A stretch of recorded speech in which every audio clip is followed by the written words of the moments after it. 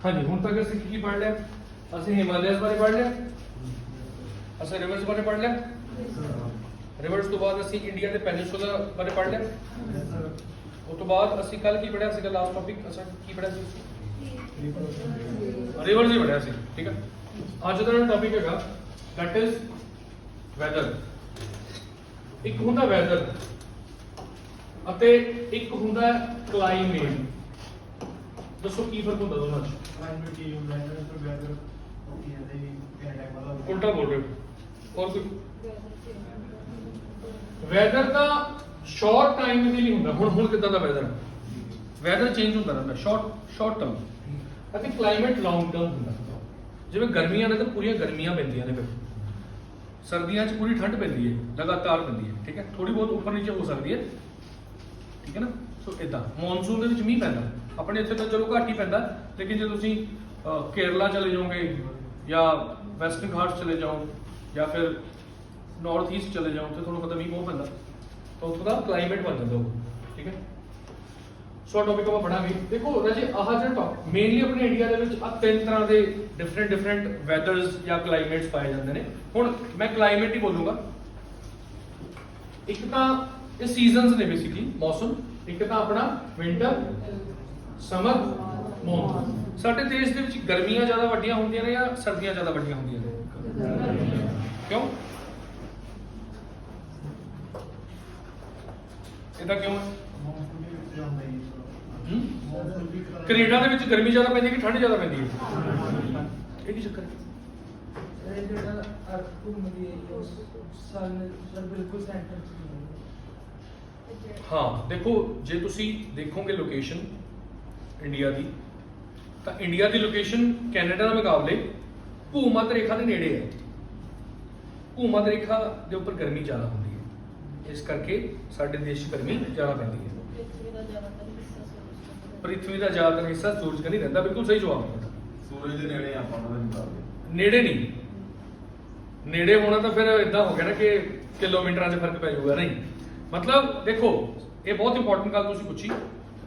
ਸੂਰਜ ਦੀ ਸਿੱਧੀ ਧੁੱਪ ਪੈਂਦੀ ਹੈ ਸਾਡੇ ਉੱਤੇ, ਉਹਨਾਂ ਦੇ ਉੱਪਰ ਉਨੀ ਸਿੱਧੀ ਨਹੀਂ ਪੈਂਦੀ, ਭੂਮਾ ਦੇ ਟੇਢੀ ਪੈਂਦੀ ਪਾਸੇ ਹੋਣ ਕਰਕੇ। ਹਾਂ ਬਸ ਦੇਖੋ ਇਦਾਂ ਇੰਡੀਆ ਇੱਧਰ ਹੈ, ਕੈਨੇਡਾ ਇੱਧਰ ਹੈ, ਸੂਰਜ ਇੱਧਰ ਹੈ। ਸਿੱਧੀ ਧੁੱਪ ਪਈ ਸੂਰਜ ਦੀ, ਕੈਨੇਡਾ ਦੇ ਉੱਪਰ ਇਦਾਂ ਟੇਢੀ ਪਊਗੀ ਨਾ, ਤਿਰਛੀ ਧੁੱਪ ਪਊਗੀ ਨਾ, ਤਾਂ ਤਿਰਛੀ ਧੁੱਪ ਜਦੋਂ ਪੈਂਦੀ ਤਾਂ ਉਹ ਉਨੀ ਜ਼ਿਆਦਾ ਗਰਮੀ ਨਹੀਂ ਪੈਦਾ ਕਰਦੀ।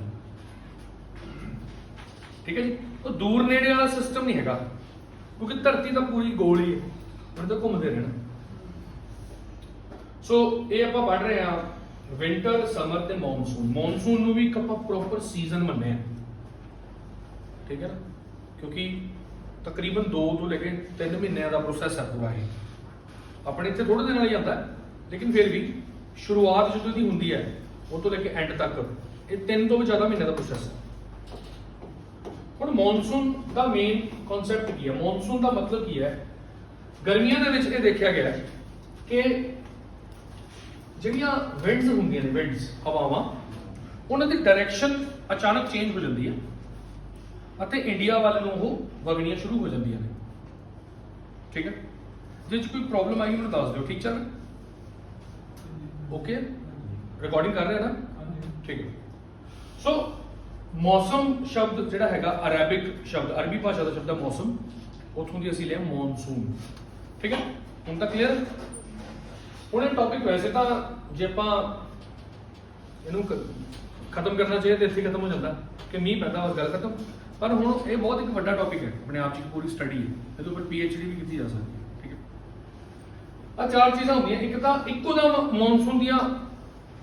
ਮੌਨਸੂਨ ਦੇ ਮੀਂਹ ਆਉਣੇ ਸ਼ੁਰੂ ਹੋ ਜਾਂਦੇ ਦੇਸ਼ 'ਚ, ਇਹ ਦੇਖਿਆ ਗਿਆ। ਫਿਰ ਜਦੋਂ ਆਉਂਦਾ ਹੌਲੀ ਹੌਲੀ ਵੱਧਦਾ, ਫਿਰ ਹੌਲੀ ਹੌਲੀ ਪਿੱਛੇ ਜਾਣਾ ਸ਼ੁਰੂ ਹੋ ਜਾਂਦਾ, ਅਤੇ ਆਪਾਂ ਦੇਖਦੇ ਹਾਂ ਵੀ ਵੇਰੀਏਸ਼ਨਸ ਬਹੁਤ ਨੇ। ਪੂਰੇ ਇੰਡੀਆ 'ਚ ਇੱਕੋ ਜਿਹਾ ਮੀਂਹ ਤਾਂ ਪੈਂਦਾ ਨਹੀਂ।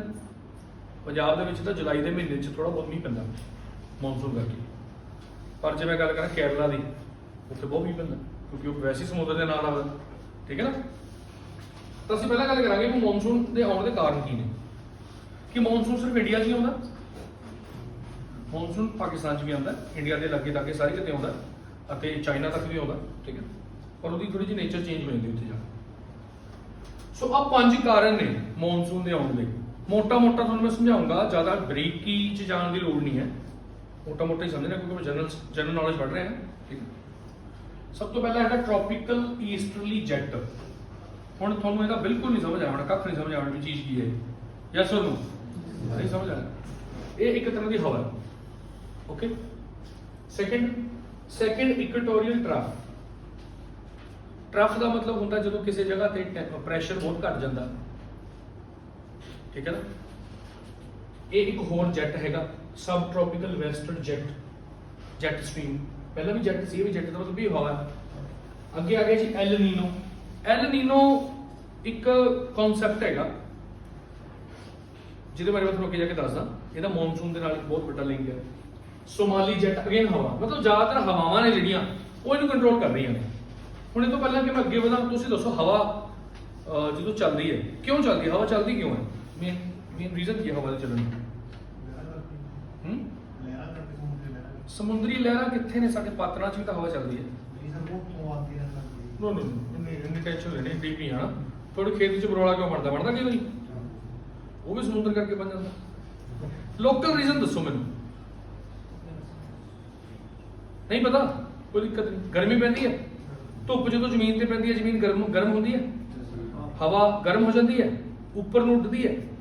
ਹੁਣ ਜਦੋਂ ਨੀਚੇ ਵਾਲੀ ਹਵਾ ਗਰਮ ਹੋ ਕੇ ਹਲਕੀ ਹੋ ਕੇ ਉੱਪਰ ਗਈ ਤਾਂ ਉਹਦੀ ਥਾਂ ਤੇ ਦੂਜੀ ਹਵਾ ਨੇ ਤਾਂ ਆਉਣੀ ਹੈ।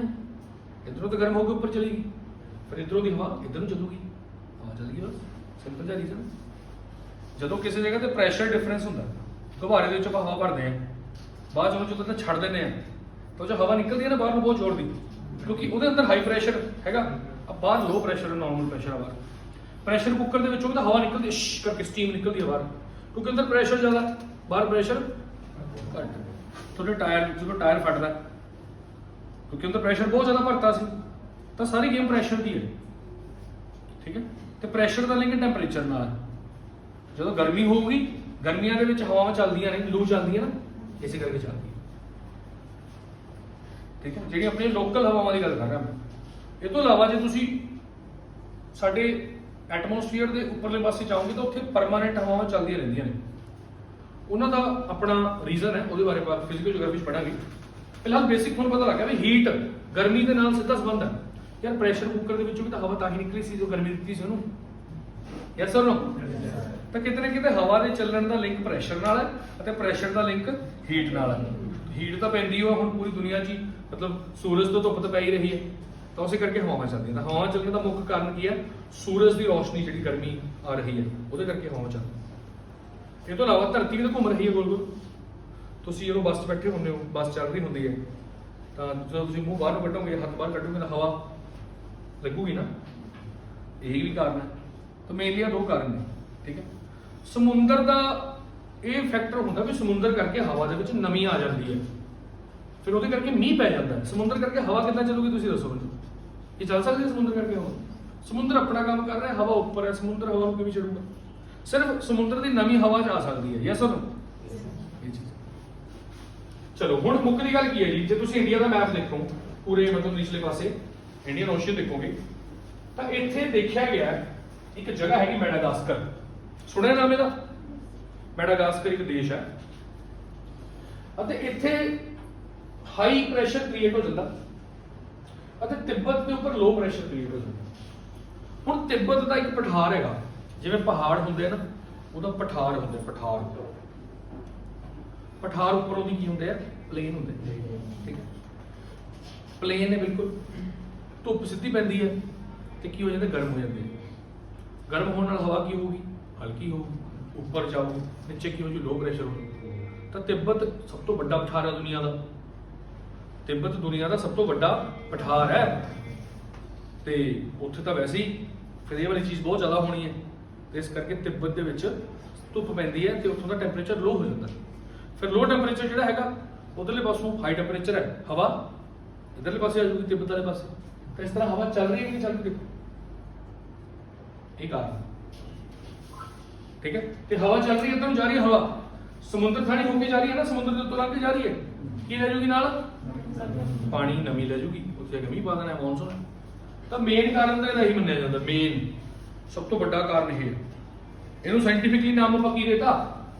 Tropical easterly jet. ईस्टरली क्यों? क्योंकि देखो किते ना किते जब तुसी देखो ईस्ट वाले पासों है हवा इधर आ रही है, इस करके नाम ਇਹਦਾ पा दो, और कोई टेंशन लेने की लोड़ नहीं। ठीक है जी।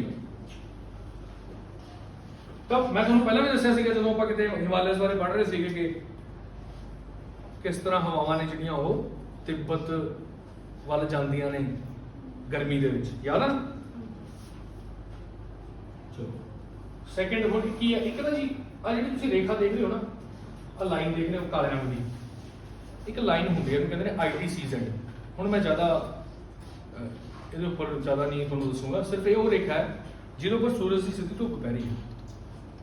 ਹੁਣ ਤੁਸੀਂ ਕਹੋਗੇ ਜੀ ਸੂਰਜ ਦੀ ਸਿੱਧੀ ਧੁੱਪ ਤਾਂ ਭੂਮੱਧ ਰੇਖਾ ਦੇ ਉੱਪਰ ਪੈਂਦੀ ਹੈ ਜੀ, ਸੂਰਜ ਦੀ ਸਿੱਧੀ ਧੁੱਪ ਭੂਮੱਧ ਰੇਖਾ ਤੇ ਪੈਂਦੀ ਹੈ, ਤਾਂ ਹੀ ਤੇ ਗਰਮੀ ਬਹੁਤ ਹੈ।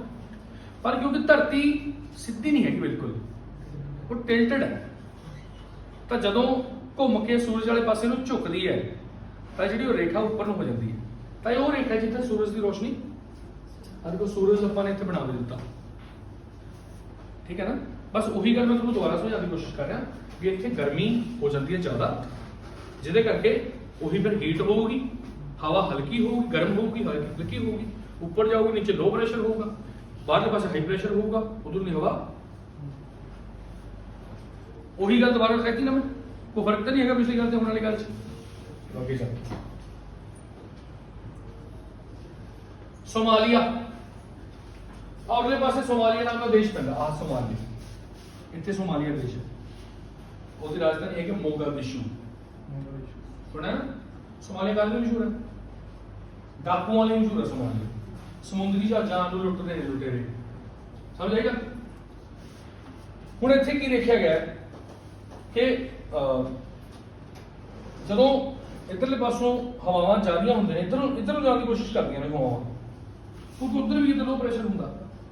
सोमाली जैट जिहड़ा हैगा वो उन्हां नूं उरले पासे नूं मोड़ दिंदा हवावां नूं, ये साडी हेल्प करदा सोमाली, जिवें ट्रैफिक हौलदार नहीं खड़ा होंदा भी इधर दे पासे वो काम करदा है भी चलो भी इंडिया वाले पासे चलो। ठीक है, नेक्स्ट ये तो हवा कहते परले पासों एक हवा चलती होंदी है जिन्होंने कहते हैं सब ट्रॉपिकल वेस्टर्ली जेट स्ट्रीम। ਤੁਸੀਂ ਸਿਰਫ ਕੱਲਾ W ਤੇ ਫੋਕਸ ਕਰਨਾ, W ਦਾ ਮਤਲਬ ਵੈਸਟ, ਹਵਾ ਕਿਹੜੇ ਪਾਸੋਂ ਆ ਰਹੀ ਹੈ, ਇਦਾਂ ਯਾਦ ਰੱਖ ਸਕਦੇ ਹੋ ਨਾ, ਆ ਰਹੀ ਹੈ, ਜਦੋਂ ਤੱਕ ਤਾਂ ਆਉਂਦੀ ਰਹਿੰਦੀ ਹੈ ਕੋਈ ਦਿੱਕਤ ਨਹੀਂ, ਉਹ ਆਉਂਦੀ ਹੈ ਹਿਮਾਲਿਆਸ ਦੇ ਨਾਲ ਟਕਰਾਉਂਦੀ ਹੈ, ਇੱਧਰੋਂ ਆ ਕੇ ਲੱਗ ਜਾਂਦੀ ਹੈ। ਕਈ ਵਾਰ ਕੀ ਹੁੰਦਾ ਉਹ ਪਰਾਂ ਦੀ ਲੱਗ ਜਾਂਦੀ ਹੈ ਹਵਾ, ਆਉਂਦੀ ਹੈ ਉੱਪਰੋਂ ਦੀ, ਜਿੱਦਾਂ ਮੈਂ ਤੁਹਾਨੂੰ ਅਗਲੀ ਸਲਾਈਡ 'ਚ ਦਿਖਾਣਾ, ਦੇਖੋ ਪਰਾਂ ਦੀ ਹੋ ਕੇ ਲੰਘੀ ਨਾ, ਪੂਰਨ ਤੌਰ ਤੇ ਪਰਾਂ ਦੀ ਹੋ ਲੰਘੀ, अगेन की होगा मॉनसून ਨੂੰ ਬੁਲਾਵਾ ਮਿਲ ਜੂਗਾ ਵੀ ਆ ਜਾਓ ਭਾਈ ਉਹ ਹਵਾ, ਕਿਉਂਕਿ ਜਦੋਂ ਤਾਂ ਇਹ ਇਧਰੋਂ ਦੀ ਹੋ ਕੇ ਜਾ ਰਹੇ ਸੀ ਫਿਰ ਤਾਂ ਮੌਨਸੂਨ ਬੜਾ ਡਰ ਕੇ ਰਹਿਣਗੇ, ਬਾਹਰ ਪਿੱਛੇ ਰਹਿਣਗੇ। ਠੀਕ ਹੈ, ਪਰ ਜਦੋਂ ਹੁਣ ਇਹ ਪਰਾਂ ਦੀ ਹੋ ਕੇ ਲੰਘੀ, ਵੀਕ ਹੋ ਗਈ ਹੋਣੀ, ਇਸ ਕਰਕੇ ਪਰਾਂ ਦੀ ਹੋ ਕੇ ਲੰਘੀ, ਤਾਂ ਫਿਰ ਕੀ ਹੋ ਗਿਆ, ਮੌਨਸੂਨ ਆ ਗਿਆ, ਚਲੋ ਫਿਰ ਪਹੁੰਚ ਚੱਲਦੇ ਹਾਂ, ਹੁਣ ਕੋਈ ਟੈਨਸ਼ਨ ਨਹੀਂ ਹੋਣੀ। ਠੀਕ ਹੈ, ਸੋ ਮੁੱਖ ਦੀ ਗੱਲ ਕੀ ਹੈ ਜੀ, ਮੈਂ ਜ਼ਿਆਦਾ ਇਹਦੇ ਉੱਪਰ ਉਹ ਨਹੀਂ ਕਰੂੰਗਾ, ਫੋਕਸ ਨਹੀਂ ਕਰੂੰਗਾ, ਖੈਰ ਕਾਫੀ ਹੱਦ ਤੱਕ ਤੁਹਾਨੂੰ ਸਮਝਾਤਾ। ਤੇ ਲਾਸਟ ਹੈਗਾ ਸੀ ਇੰਡੀਅਨ ਓਸ਼ਨ ਡਾਇਪੋਲ। ਡਾਇਪੋਲ ਦਾ ਮਤਲਬ ਹੁੰਦਾ ਕਿ ਦੋ ਚੀਜ਼ਾਂ ਦਾ ਆਪਸ ਵਿੱਚ ਕਨੈਕਸ਼ਨ। ਹੁਣ ਬੜੀ ਇੰਟਰਸਟਿੰਗ ਗੱਲ ਹੈ, ਇੱਥੇ ਮੈਂ ਤੁਹਾਨੂੰ ਐਲ ਨੀਨੋ ਬਾਰੇ ਸੁਣਾਉਂਗਾ। ਐਲ ਨੀਨੋ ਇੱਕ ਸ਼ਬਦ ਆਇਆ ਸੀ ਨਾ, ਐਲ ਨੀਨੋ। ਜਿਹੜੀਆਂ ਚੀਜ਼ਾਂ ਮੈਂ ਤੁਹਾਨੂੰ ਸਮਝਾ ਰਿਹਾ ਇਹ ਚੀਜ਼ਾਂ ਸਾਰੀਆਂ ਸ਼ਾਰਟ ਕਰਕੇ ਤੁਹਾਡੀ ਬੁੱਕ 'ਚ ਵੀ ਲਿਖੀਆਂ ਹੋਈਆਂ। ਹੁਣ ਇੱਕ ਜਗ੍ਹਾ ਹੈਗੀ ਹੈ ਜੀ, ਮੈਂ ਤੁਹਾਨੂੰ ਅੱਗੇ ਜਾ ਕੇ ਸਮਝਾਉਣਾ। ਅੱਛਾ, ਫਿਲਹਾਲ ਆਪਾਂ ਇੰਡੀਅਨ ਓਸ਼ਨ ਡਾਇਪੋਲ ਦੀ ਗੱਲ ਕਰਦੇ ਹਾਂ। ਇਹ 'ਚ ਕੀ ਹੋ ਜਾਂਦਾ ਜੀ ਕਿ ਆਸਟ੍ਰੇਲੀਆ ਦੇ ਉੱਪਰਲੇ ਪਾਸੇ ਦੇਖਿਆ ਗਿਆ ਕਿ ਉੱਥੇ ਵੀ ਲੋ ਪ੍ਰੈਸ਼ਰ ਦੀ ਰੇਟ ਹੁੰਦਾ, ਉੱਥੇ ਦਾ ਤਿੱਬਤ ਦੇ ਉੱਪਰ ਤਾਂ ਲੋ ਪ੍ਰੈਸ਼ਰ ਹੁੰਦਾ ਹੀ ਹੈ, ਤਾਂ ਕਿਉਂਕਿ ਹਵਾਵਾਂ ਦੀ ਸਰਕੂਲੇਸ਼ਨ ਜਿਹੜੀ ਹੈ ਉਹ ਉਦਾਂ ਦਾ ਐਵੇਂ ਹੋ ਰਹੀ ਹੁੰਦੀ ਹੈ ਇੱਧਰਲੇ ਪਾਸੇ, ਪਰ ਜਦੋਂ ਇਹ ਵੀਕ ਹੋ ਜਾਂਦਾ ਫਿਰ ਉਹ ਪਰਾਂ ਨੂੰ ਹੋਣ ਲੱਗ ਜਾਂਦੀ ਹੈ। ਸੋ ਇਹ ਵੀ ਇੱਕ ਫੈਕਟਰ, ਪਰ ਇੰਨਾ ਇੰਪੋਰਟੈਂਟ ਫੈਕਟਰ ਨਹੀਂ ਹੈਗਾ। ਆ ਸਮਝਾਣਾ ਸੀ ਤੁਹਾਨੂੰ ਮੇਨ ਐਲ ਨੀਨੋ। ਦੇਖੋ ਹੁਣ ਆਪਾਂ ਕਿੱਥੇ ਪਹੁੰਚ ਗਏ, ਆਪਾਂ ਪਹੁੰਚ ਗਏ ਜੀ ਚਿਲੇ ਜਾਂ पेरू पहुंच के। पेरू, चिले ते पेरू देश ने किहड़े पता साउथ अमरीका के देश ने, पर तो आप मॉनसून रहे हैं पर आप पहुंच गए साउथ अमरीका, साउथ अमेरिका। उत्थे जिहड़ा वाटर है ना, पानी, समुद्र का पानी, ਸਮੁੰਦਰ ਦੇ ਪਾਣੀ ਦਾ ਟੈਂਪਰੇਚਰ ਜੇ ਤਾਂ ਠੰਡਾ ਹੋਊਗਾ ਬਹੁਤ, ਫਿਰ ਤਾਂ ਬਹੁਤ ਵਧੀਆ ਆਪਣੇ ਵਾਸਤੇ। ਕਿਉਂ? ਕਿਉਂਕਿ ਜੋ ਠੰਡਾ ਹੋਊਗਾ ਤਾਂ ਉੱਥੇ ਪ੍ਰੈਸ਼ਰ ਹਾਈ ਹੋਊਗਾ, ਹਾਈ ਹੋਊਗਾ ਉੱਥੇ ਦੇ ਲੋਕਾਂ ਵਾਸਤੇ ਇਸ ਕਰਕੇ ਵਧੀਆ, ਕਿਉਂਕਿ ਜਦੋਂ ਪਾਣੀ ਠੰਡਾ ਹੁੰਦਾ ਨਾ ਤਾਂ ਉੱਥੇ ਮੱਛੀ ਫੜਨੀ ਬਹੁਤ ਸੌਖੀ ਹੁੰਦੀ ਹੈ। ਕਿਉਂਕਿ ਸਾਡੇ ਇੱਥੇ ਕੋਈ ਸਮੁੰਦਰ ਤਾਂ ਲੱਗਦਾ ਨਹੀਂ ਸਾਨੂੰ, ਇਸ ਕਰਕੇ ਇਹਦੇ ਬਾਰੇ ਜਾਣਕਾਰੀ ਨਹੀਂ ਹੈਗੀ। ਪਰ ਉਸ ਇਲਾਕੇ ਦੇ ਲੋਕਾਂ ਲਈ ਠੰਡਾ ਪਾਣੀ ਚੰਗਾ ਹੈ ਜਦੋਂ ਉੱਥੇ ਠੰਡ ਜ਼ਿਆਦਾ ਪੈਂਦੀ ਹੈ। ਹੁਣ ਸਾਡੇ ਲਈ ਚੰਗਾ ਕਿਵੇਂ? ਕਿਉਂਕਿ ਠੰਡ ਉੱਥੇ ਪੈ ਗਈ, ਉੱਥੇ ਹਾਈ ਪ੍ਰੈਸ਼ਰ ਕ੍ਰੀਏਟ ਹੋ ਗਿਆ, ਤਾਂ ਜਿਹੜਾ ਹਵਾਵਾਂ ਨੇ ਉਹ ਤਿੱਬਤ ਵਾਲੇ ਪਾਸੇ ਫਿਰ ਤੁਰ ਪੈਂਦੀਆਂ ਨੇ। ਕਿਉਂਕਿ ਜੇ ਇੱਥੇ ਪਾਣੀ ਠੰਡਾ ਉਹਨਾਂ ਨਾ ਹੋਇਆ ਤਾਂ ਇੱਥੇ ਵੀ ਲੋ ਪ੍ਰੈਸ਼ਰ ਹੋ ਜਾਣਾ, ਫਿਰ ਹਵਾਵਾਂ ਇਹਨੇ ਹਵਾਵਾਂ ਨੂੰ ਆਪਣੇ ਵਾਲੇ ਪਾਸੇ ਬੁਲਾਉਣਾ ਸ਼ੁਰੂ ਕਰ ਦੇਣਾ। ਤਾਂ ਕੁੱਲ ਮਿਲਾ ਕੇ ਸਾਰੀ ਗੇਮ ਲੋ ਪ੍ਰੈਸ਼ਰ ਦੀ ਹੈ ਕਿ ਲੋ ਪ੍ਰੈਸ਼ਰ ਹੋਵੇ ਤਿੱਬਤ 'ਚ ਤੇ ਬਾਕੀ ਕਿਤੇ ਨਾ ਹੋਵੇ, ਬਸ ਬਾਕੀ ਸਾਰੇ ਕਿਤੇ ਹਾਈ ਪ੍ਰੈਸ਼ਰ ਹੋਵੇ, ਤਾਂ ਹੀ ਤਾਂ ਹਵਾਵਾਂ ਹਾਈ ਪ੍ਰੈਸ਼ਰ ਤੋਂ ਲੋ ਪ੍ਰੈਸ਼ਰ ਵੱਲ ਨੂੰ ਚੱਲਣਗੀਆਂ। ਕਲੀਅਰ ਹੋ ਗਿਆ? ਤਾਂ ਇਹ ਸਮਝਾਉਣਾ ਬਹੁਤ ਜ਼ਰੂਰੀ ਸੀ। ਤਾਂ ਜਦੋਂ ਕੀ ਹੁੰਦਾ, ਕਈ ਵਾਰੀ ਉਹ ਦੇਖਦੇ ਆ ਪਾਣੀ ਦਾ ਟੈਂਪਰੇਚਰ ਜਾ ਕੇ ਚੈੱਕ ਕਰਦੇ ਆ, ਉਹ ਉਨਾ ਠੰਡਾ ਨਹੀਂ ਹੁੰਦਾ ਜਿੰਨਾ ਹੋਣਾ ਚਾਹੀਦਾ। ਉਹ ਖੁਸ਼ ਹੁੰਦੇ ਹੋਣਗੇ ਕਿ ਦੁਖੀ ਹੁੰਦੇ ਹੋਣਗੇ? ਦੁਖੀ। ਕਿਉਂ? ਕਿਉਂਕਿ ਉਹਨਾਂ ਨੂੰ ਮੱਛੀ ਨਹੀਂ ਮਿਲਦੀ। ਅਸੀਂ ਵੀ ਦੁਖੀ ਹੋਵਾਂਗੇ ਕਿਉਂਕਿ ਸਾਡੇ ਵਾਲਾ ਮੌਨਸੂਨ ਉਹਨਾਂ ਸਟਰੋਂਗ ਨਹੀਂ, ਕਿਉਂਕਿ ਸਾਡੇ ਦੇਸ਼ ਦੀ ਜਿਹੜੀ GDP ਹੈ ਉਹ ਸਿੱਧੇ ਤੌਰ ਤੇ ਮੌਨਸੂਨ ਨਾਲ ਜੁੜੀ ਹੋਈ ਹੈ। ਕਿਉਂਕਿ ਜੇ ਮੌਨਸੂਨ ਆਊਗਾ ਐਗਰੀਕਲਚਰ ਵਧੀਆ ਹੋਊਗੀ, ਫਾਰਮਰ ਦੀ ਜੇਬ 'ਚ ਪੈਸਾ ਆਊਗਾ ਤਾਂ ਸਾਰਿਆਂ ਦੀ ਜੇਬ 'ਚ ਪੈਸਾ ਆਊਗਾ। ਮੈਨੂੰ ਵੀ ਤਾਂ ਫੀਸ ਤਾਂ ਹੀ ਮਿਲੂਗੀ ਨਾ ਜੇਕਰ ਫਾਰਮਰ ਦੀ ਜੇਬ 'ਚ ਪੈਸਾ ਆਊਗਾ। ਗੱਲ ਸਮਝ ਆਈ? ਕਿਉਂਕਿ ਪੰਜਾਬ ਦੀ ਕਿੰਨੀ ਪੋਪੂਲੇਸ਼ਨ ਰਹਿੰਦੀ ਹੈ ਦੱਸੋ? ਮੋਰ ਦੈਨ 60% ਪੋਪੂਲੇਸ਼ਨ ਤਾਂ ਸਾਡੀ ਪਿੰਡਾਂ 'ਚ ਹੀ ਰਹਿੰਦੀ ਹੈ। ਸੋ ਫਿਰ ਉਹ ਉਸ ਚੀਜ਼ ਨੂੰ ਕਹਿੰਦੇ ਐਲ ਨੀਨੋ, ਤੇ ਐਤਕੀ ਪਾਣੀ ਉਹਨਾਂ ਠੰਡਾ ਨਹੀਂ ਹੈਗਾ, ਐਲ ਨੀਨੋ। ਠੀਕ ਹੈ? ਐਲ ਨੀਨੋ ਦਾ ਜੇ ਤੁਸੀਂ ਉਹਨਾਂ ਦੀ ਭਾਸ਼ਾ 'ਚ ਮਤਲਬ ਸਮਝੋਗੇ ਤਾਂ ਉਹਦਾ ਮਤਲਬ ਸ਼ਰਾਰਤੀ ਬੱਚਾ, ਕਿ ਸ਼ਰਾਰਤੀ ਬੱਚਾ ਆ ਗਿਆ, ਉਹਨੇ ਕੰਮ ਖਰਾਬ ਕਰਤਾ ਸਾਰਾ। ਇਹਦਾ ਉਲਟ ਹੁੰਦਾ ਲਾ ਨੀਨਾ, ਚੰਗਾ ਬੱਚਾ, ਅੱਛਾ ਬੱਚਾ। ਉਹਦਾ ਮਤਲਬ ਕੀ ਹੋ ਗਿਆ ਕਿ ਉੱਥੇ ਪਾਣੀ ਬਹੁਤ ਠੰਡਾ ਹੁੰਦਾ, ਮੱਛੀ ਵੀ ਮਿਲ ਜਾਂਦੀ ਹੈ, ਸਾਡੇ ਇੱਥੇ ਮੌਨਸੂਨ ਵੀ ਆ ਜਾਂਦਾ। ਤਾਂ ਇਹ ਜਿਓਗ੍ਰਾਫਰ ਨੇ ਜਿਹੜੇ ਪੜ੍ਹਦੇ ਰਹਿੰਦੇ ਨੇ ਇਹ ਚੀਜ਼ਾਂ, ਠੀਕ ਹੈ? ਤੁਸੀਂ ਸਿਰਫ ਇੰਨਾ ਖਿਆਲ ਰੱਖਣਾ ਕਿ ਐਲ ਨੀਨੋ ਕੀ ਹੁੰਦੀ ਹੈ, ਜਦੋਂ ਪੇਰੂ ਦੇ ਕੋਲ ਜਿਹੜਾ ਪਾਣੀ ਹੈ ਉਹਨੂੰ ਪੇਰੂ ਕਰੰਟ ਕਹਿੰਦੇ ਨੇ, ਉਹ ਉਹਨਾਂ ਠੰਡਾ ਨਹੀਂ ਹੁੰਦਾ। ਬਸ ਹੁਣ ਮੌਨਸੂਨ ਜਿਹੜਾ ਹੈਗਾ, ਇਹਨਾਂ ਸਾਰੇ 5 ਤੇ 5 ਰੀਜ਼ਨਾਂ ਕਰਕੇ ਮੌਨਸੂਨ ਜਿਹੜਾ ਹੈਗਾ ਆਉਂਦਾ, ਤੇ ਜੇ ਇਹਨਾਂ ਚੋਂ ਕੋਈ ਵੀ ਇੱਕ ਰੀਜ਼ਨ ਮੌਨਸੂਨ ਦੇ ਖਿਲਾਫ ਹੋ ਜੇ ਤਾਂ ਫਿਰ ਮੌਨਸੂਨ ਦੇ ਵਿੱਚ ਬ੍ਰੇਕ ਵੀ ਆ ਸਕਦੀ ਹੈ, ਉਹ ਵੀਕ ਵੀ ਹੋ ਸਕਦਾ ਹੈ, ਉਹ ਰੀਟਰੀਟ ਵੀ ਹੋ ਸਕਦਾ ਹੈ। ਫਲਕਚੁਏਸ਼ਨ ਇਨ ਮੌਨਸੂਨ, ਉਹ ਸਾਰੀਆਂ ਉਹੀ ਸਾਰੇ ਕਾਰਨ ਨੇ।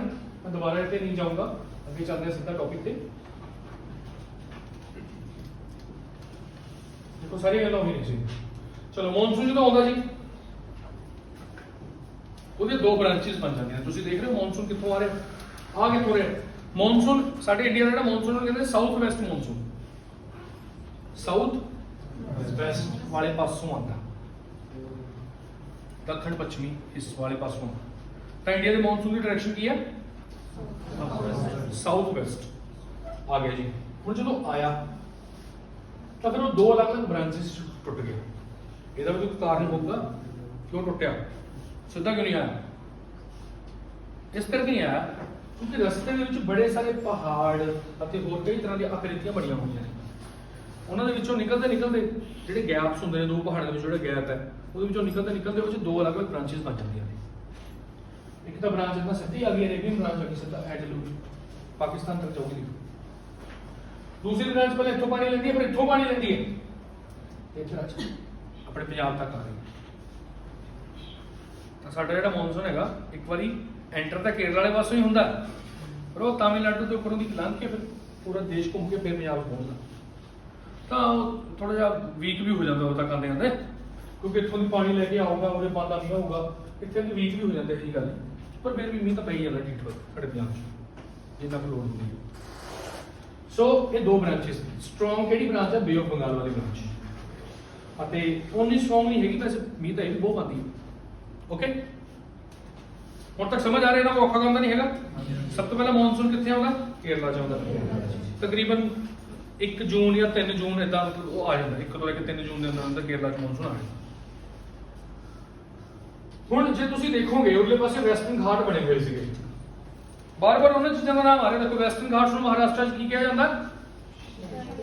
ਸ਼ਿਆਦਰੀ। ਠੀਕ ਹੈ ਨਾ, ਅਲੱਗ-ਅਲੱਗ ਨਾਮ ਨੇ। ਕੇਰਲਾ ਦੇ ਵਿੱਚ ਅੰਨਾਮਲਾਈ ਕਹਿ ਦਿੰਦੇ, ਠੀਕ ਹੈ ਨਾ। ਨੀਲਗਿਰੀ ਕਿੱਥੇ ਕਹਿੰਦੇ? ਤਾਮਿਲਨਾਡੂ 'ਚ ਕਹਿ ਦਿੰਦੇ, ਨਾਮ ਨੇ ਬਾਰ-ਬਾਰ। ਵੈਸਟਰਨ ਘਾਟ ਤੇ ਈਸਟਰਨ ਘਾਟ ਆਉਂਦੇ ਨੀਲਗਿਰੀ ਦੇ। ਨੀਲਗਿਰੀ ਕਰਨਾਟਕ ਚ ਅਰੇ ਯਾਰ ਤਾਮਿਲਨਾਡੂ ਕਰਨਾਟਕਾ ਤੇ ਕੇਰਲਾ ਦੇ ਬਾਰਡਰ ਤੇ ਹੀ ਬਣੇ ਹੋਏ ਨੀਲਗਿਰੀ। ਜਾਂ ਤਾਂ ਬਿਲਕੁਲ ਹੀ ਨਹੀਂ ਯਾਦ ਰੱਖਦੇ ਜਾਂ ਜਮਾਂ ਹੀ ਪ੍ਰੋਫੈਸਰ ਬਣ ਜਾਂਦੇ ਤੁਸੀਂ ਵੀ। ਚੰਗੀ ਗੱਲ ਹੈ। ਮੈਂ ਤਾਂ ਕਹਿੰਦਾ ਇਦਾਂ ਤੁਸੀਂ ਬਰੀਕੀਆਂ ਕੱਢਿਆ ਕਰੋ, ਹੋਰ ਵੀ ਅੱਛਾ ਲੱਗਦਾ। ਨਾਲੇ ਜੇ ਮੇਰੇ ਤੋਂ ਕੋਈ ਗਲਤੀ ਹੁੰਦੀ ਹੈ ਤਾਂ ਮੈਂ YouTube ਦੇ ਉੱਪਰ ਹਮੇਸ਼ਾ ਆਪਣੇ ਨੀਚੇ ਲਿਖ ਕੇ ਪਾਉਂਦਾ ਵੀ ਆਹ ਗਲਤੀ ਹੋ ਗਈ ਸੀ ਮੇਰੇ ਤੋਂ ਵੀਡੀਓ 'ਚ, ਮਾਫ ਕਰ ਦਿਆ ਕਰੋ। ਠੀਕ ਹੈ, ਇੱਕ ਅੱਧੀ ਹੋ ਜਾਂਦੀ ਹੈ ਕਈ ਵਾਰੀ। ਚਲੋ ਅੱਗੇ ਚੱਲੀਏ। ਹੁਣ ਆਪਾਂ ਗੱਲ ਕਰ ਰਹੇ ਹਾਂ ਕਿੱਥੇ? ਵੈਸਟਰਨ ਘਾਟ ਨੇ। ਹੁਣ ਵੈਸਟਰਨ ਘਾਟਸ ਦੀ ਡਾਇਰੈਕਸ਼ਨ ਇਦਾਂ ਇਦਾਂ ਇਦਾਂ ਇਦਾਂ ਇਦਾਂ, ਠੀਕ ਹੈ। ਬੱਦਲ ਆਉਂਦੇ ਨੇ, ਟਕਰਾਉਂਦੇ ਨੇ, ਹੀ ਪੈ ਜਾਂਦਾ। ਪਰ ਉੱਪਰੋਂ ਵੀ ਉਹਨਾਂ ਦਾ weight ਘਟ ਜਾਂਦਾ, ਹਲਕੇ ਹੋ ਜਾਂਦੇ ਨੇ, ਉੱਪਰੋਂ ਨਹੀਂ ਚੜ ਜਾਂਦਾ। ਤੇ ਵੈਸਟਰਨ ਘਾਟਸ ਦੇ ਉਰਲੇ ਪਾਸੇ ਤਾਂ ਠੀਕ ਹੈ, ਪਰ ਜਿਹੜਾ ਇੱਧਰਲਾ ਪਾਸਾ ਹੈ ਉੱਥੇ ਮੀਂਹ ਨਹੀਂ ਪੈਂਦਾ। ਠੀਕ ਹੈ ਨਾ। ਸੋ ਇਹ ਕਾਰਨ ਹੈ, ਕਿਉਂਕਿ ਜੇ ਤੁਸੀਂ ਮਹਾਰਾਸ਼ਟਰ ਦੇ ਕੁਝ ਹਿੱਸੇ ਅਤੇ ਕਰਨਾਟਕ ਦੇ ਕੁਝ ਹਿੱਸੇ ਜਾਓਗੇ ਉੱਥੇ ਮੀਂਹ ਪੈਂਦੇ ਹੀ ਨਹੀਂ। ਪੂਰੇ ਮਹਾਰਾਸ਼ਟਰ 'ਚ ਮੀਂਹ ਨਹੀਂ ਪੈਂਦਾ, ਇਹਦੇ ਕਰਕੇ ਸਿਰਫ ਇੱਧਰਲੇ ਪਾਸੇ ਮੀਂਹ ਪੈਂਦਾ। ਆਪਣੇ ਵੀ ਜਿਵੇਂ ਚੰਡੀਗੜ੍ਹ ਮੀਂਹ ਪੈਂਦਾ ਆਪਣੇ ਇੱਧਰ। ਹਾਂ, ਉਹਦੇ ਕਾਰਨ ਕੁਝ ਹੋਰ ਨਹੀਂ, ਕਿਉਂਕਿ ਚੰਡੀਗੜ੍ਹ ਸਾਡੇ ਨਾਲੋਂ ਨੇੜੇ ਹੈ, ਹਿਮਾਲਿਆ ਦੇ ਨੇੜੇ ਹੈ, ਸ਼ਿਵਾਲਿਕ ਦੇ।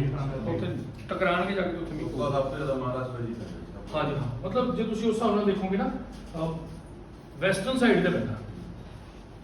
ਮੁੰਬਈ 'ਚ ਤਾਂ ਜਿੰਨਾ ਵੀ ਪੈਂਦਾ ਆਪਾਂ ਦੇਖਦੇ ਹਾਂ ਖੜਾ ਹੈ, ਪਰ ਉਹ ਪੂਰੇ ਮਹਾਰਾਸ਼ਟਰ 'ਚ ਨਹੀਂ ਪੈਂਦਾ, ਕੁਝ ਹਿੱਸੇ 'ਚ ਪੈਂਦਾ ਬਸ। ਹਾਂ ਠੀਕ ਹੈ। ਨੈਕਸਟ ਚੱਲਦੇ ਹਾਂ ਆਗੇ ਜਾ ਕੇ। ਫਿਰ ਅਰਾਵਲੀ ਦੇ ਵਿੱਚ ਮੀਂਹ ਕਿਉਂ ਨਹੀਂ ਪੈਂਦਾ ਤੁਹਾਨੂੰ ਪਤਾ ਹੀ ਹੈ, ਕਿਉਂਕਿ ਡਾਇਰੈਕਸ਼ਨ ਕਿਵੇਂ ਹੈ? ਉਹ ਜਿਹੜੀ ਡਾਇਰੈਕਸ਼ਨ ਮੌਨਸੂਨ ਦੀ ਉਹੀ ਡਾਇਰੈਕਸ਼ਨ ਅਰਾਵਲੀ ਦੀ ਹੈ। ਉਹ ਨਾਲ ਬਸ ਹੈਲੋ ਹਾਈ ਕਰਕੇ ਲੰਘ ਜਾਂਦੇ ਨੇ, ਮੀਂਹ ਪੈਂਦਾ ਨਹੀਂ। ਠੀਕ ਹੈ।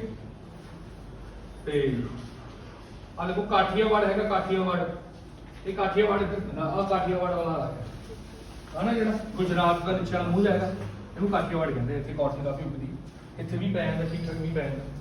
ਠੀਕ ਹੈ। ਮਤਲਬ ਬਹੁਤ ਜ਼ਿਆਦਾ ਨਹੀਂ ਪੈਂਦਾ, ਲੇਕਿਨ ਪੈ ਜਾਂਦਾ ਐਸ ਕੰਪੇਅਰ ਟੂ ਅਰਾਵਲੀ। ਫਿਰ ਆਪਾਂ ਗੱਲ ਕਰਦੇ ਹਾਂ, ਆ ਦੇਖੋ ਹੁਣ ਕਿੱਥੇ ਆ ਗਈ? ਵੈਸਟਰਨ ਘਾਟਸ ਆ ਗਈ, ਹਿਮਾਚਲ ਪ੍ਰਦੇਸ਼ ਤੱਕ ਵੀ ਪਹੁੰਚ ਜਾਂਦੀ। ਇੱਥੋਂ ਇੱਕ ਬ੍ਰਾਂਚ ਕਹਿੰਦੇ ਇੱਥੋਂ ਨਿਕਲ ਕੇ ਵੀ ਚਲੀ ਜਾਂਦੀ ਹੈ, ਕਿਉਂਕਿ ਕਦੇ ਜ਼ਿਆਦਾ ਕਦੇ ਘੱਟ ਚੱਲਦਾ ਰਹਿੰਦਾ। ਇਹ ਨਹੀਂ ਆ ਪਰਫੈਕਟ। ਉਰਲੇ ਪਾਸੋਂ ਮੌਨਸੂਨ ਜ਼ਿਆਦਾ ਆ ਜਾਂਦਾ, ਕਿਉਂਕਿ ਈਸਟਰਨ ਘਾਟਸ ਨੇ ਜਿਹੜੇ ਉਹ ਟੁੱਟੇ ਭੱਜੇ ਜਿਹੇ ਨੇ। ਵੈਸਟਰਨ ਘਾਟਸ ਬਿਲਕੁਲ ਰੈਗੂਲਰ ਸੀ, ਕੰਟੀਨਿਊਸ ਸੀ। ਇਹ ਕੱਲ ਵੀ ਦੱਸਿਆ ਸੀ। ਸੋ ਇਹਦੇ ਕਰਕੇ ਇੱਥੋਂ ਦੀ ਜ਼ਿਆਦਾ ਹਵਾ ਆ ਜਾਂਦੀ ਹੈ ਤੇ ਮੀਂਹ ਵਧੀਆ ਲੱਗਦਾ। ਸਤਪੁੜਾ ਦੇ ਵਿੰਦਰ ਰੇਂਜ ਮੀਂਹ ਪਾਦਾ ਦੇਖੋ ਇਹਨਾਂ ਨੇ ਆ ਕੇ। ਹੁਣ ਮੌਨਸੂਨ ਵਧੀਆ ਸਮਝ ਆ ਰਿਹਾ ਨਾ? ਅੱਛਾ ਵੀ ਇਦਾਂ ਵੀ ਪੈਂਦਾ, ਰੱਟਾ ਨੇ ਮਾਰਨਾ, ਸਮਝਣਾ ਗੱਲ। ਰੱਟਾ ਵੀ ਅਲੱਗ ਚੀਜ਼ ਤੇ ਮਾਰਨਾ, ਉਹ ਫਿਰ ਦਿਖਾ। ਛੋਟਾ ਨਾਗਪੁਰ ਪਲੇਚੀ ਹੋਏਗਾ, ਇੱਥੇ ਕਾਫੀ ਨਦੀਆਂ ਨਿਕਲਦੀਆਂ ਇੱਥੋਂ ਦੀ, ਉੱਥੇ ਵੀ ਪੈ ਗਈ। ਅੱਗੇ ਚੱਲਦੇ ਹਾਂ, ਹੋਰ ਉੱਪਰਲੇ ਪਾਸੇ ਚਲਾ ਕੇ ਦੇਖੋ, ਉੱਥੇ ਕਿਹੜਾ ਇਫੈਕਟ ਹੋ ਜਾਂਦਾ? ਫਨਲਿੰਗ। ਗਾਰੋ ਖਾਸੀ ਜੈਂਤੀਆਂ ਦੀਆਂ ਪਹਾੜੀਆਂ ਤੇ ਕਿੰਨਾ ਮੀਂਹ ਪੈਂਦਾ, ਕਿਉਂਕਿ ਉਹ ਜਿਵੇਂ ਕੁੱਪੀ ਹੁੰਦੀ ਆ, ਉਹ ਵਾਲਾ ਯਾਦ ਹੈ?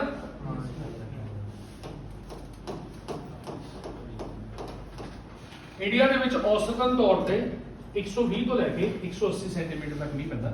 ਹੁਣ ਸੈਂਟੀਮੀਟਰ ਦਾ ਮਤਲਬ ਹੈ ਵੀ ਇੱਕ ਯੰਤਰ ਹੁੰਦਾ, ਉਹਨੂੰ ਰੇਨ ਗੌਜ ਕਹਿੰਦੇ ਆ।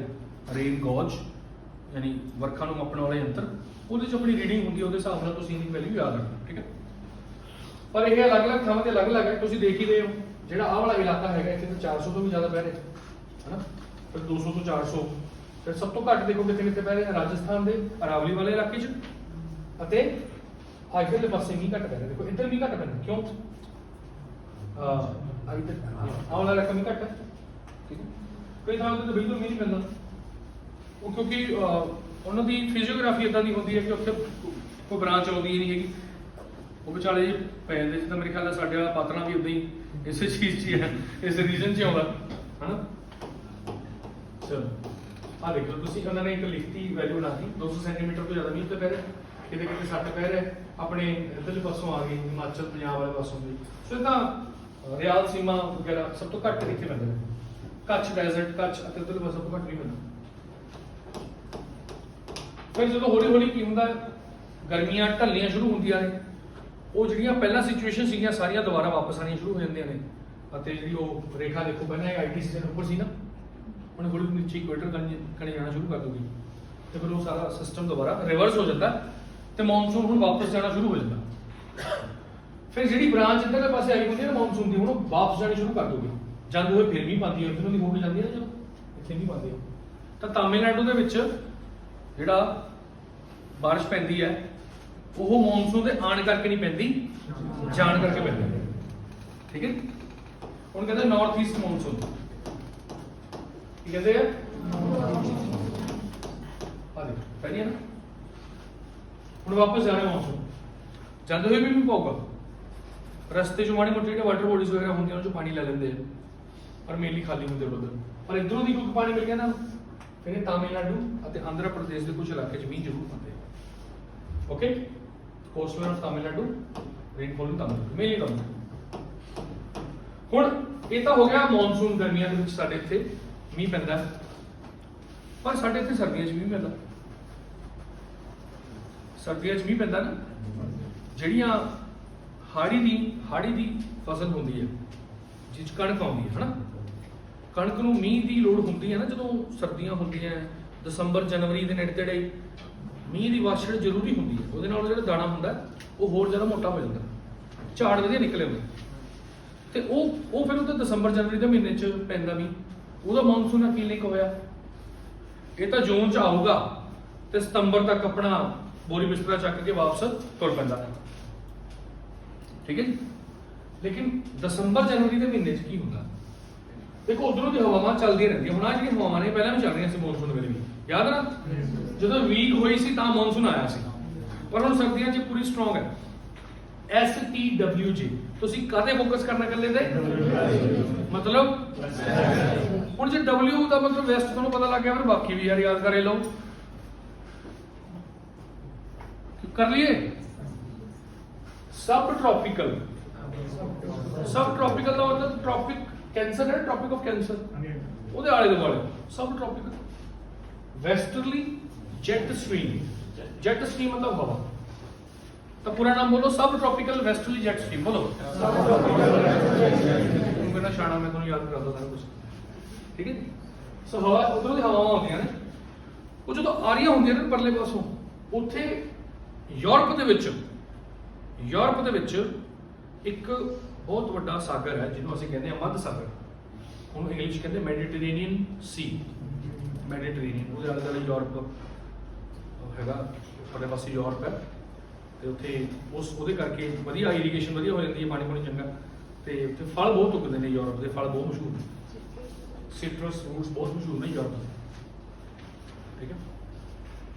ਸੋ ਉਧਰੋਂ ਦੀ ਜਦੋਂ ਹਵਾਵਾਂ ਵਾਲੀਆਂ ਆ ਰਹੀਆਂ ਹੁੰਦੀਆਂ ਨੇ ਤਾਂ ਉਸੇ ਸਾਗਰ ਦੇ ਉੱਪਰੋਂ ਦੀ ਲੰਘ ਕੇ ਆਉਂਦੀਆਂ ਨੇ, ਤਾਂ ਉਹਦਾ ਪਾਣੀ ਲੈ ਕੇ ਆ ਜਾਂਦੀਆਂ ਨੇ ਆਪਣੇ ਇੱਥੇ, ਸਰਦੀਆਂ 'ਚ ਵੀ ਪਾ ਦਿੰਦੀਆਂ। ਗੱਲ ਸਮਝ ਆਈ? ਇਹਨੂੰ ਕਹਿੰਦੇ ਆ ਵੈਸਟਰਨ ਡਿਸਟਰਬੈਂਸ।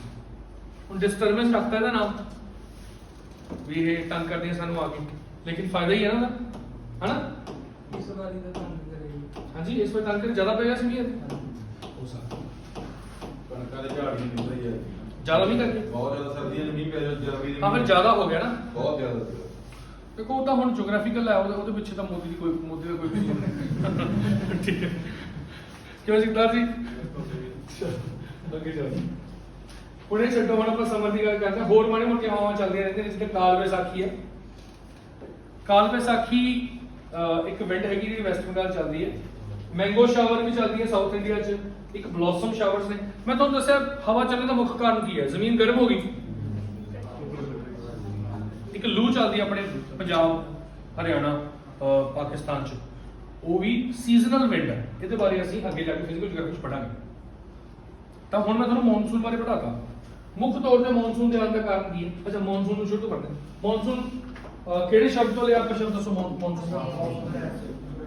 ਮੌਸਮ, ਹੈਨਾ? ਅੱਛਾ, ਮੌਨਸੂਨ ਕਿਹੜੀ ਭਾਸ਼ਾ ਸ਼ਬਦ ਹੈ? ਅਰਬੀ ਭਾਸ਼ਾ ਸ਼ਬਦ ਹੈ, ਜਿਹਦਾ ਮਤਲਬ ਮੌਸਮ ਹੁੰਦਾ, ਯਾਨੀ ਸੀਜ਼ਨ।